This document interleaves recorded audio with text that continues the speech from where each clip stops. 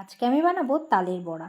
আর এখানে দেখো তালটা পুরো কিন্তু মেখে রেডি করা, নারকেল, সুজি, চিনি, তাল ছেনে পুরো রেডি করে দিয়েছে আমার মা। আমি শুধু কয়েকটা বড়া ভেজে নেব। আর এখানে দেখো কড়া গরম বসিয়ে দিয়েছি, আর এবারে হচ্ছে ছোট্ট ছোট্ট করে তালের বড়াগুলো এর মধ্যে দিয়ে দেবো। তো কে কে এখনও পর্যন্ত তালের বড়া খাওনি অবশ্যই কমেন্ট করে জানিও। আর যারা যারা তালের বড়া খেতে চাও তারা অবশ্যই বাড়িতে বানিয়ে খেয়ে নাও। তো কেমন লাগলো? আর দেখো আমার কিন্তু এগুলো বড়াগুলো একটা একটা করে দেয়া হয়ে গেছে, আর বেশ সুন্দর করে লাল লাল করে ভেজে নিয়েছি। তো আমার কিন্তু বড়া ভাজা কমপ্লিট, দেখতেই পাচ্ছ। এবারে এটা তুলে রেখে দেবো, দিয়ে আবার পরের রাউন্ডে আবার দেবো। জানোই তো তালের বড়া ভাজতে একটু সময় লাগে। তো আমার কিন্তু হয়ে গেছে মোটামুটি বেশ লাল লাল, দেখতেই পাচ্ছ কত সুন্দর হয়েছে। তো চলো আমি এগুলো ঝটপট তুলে নিই।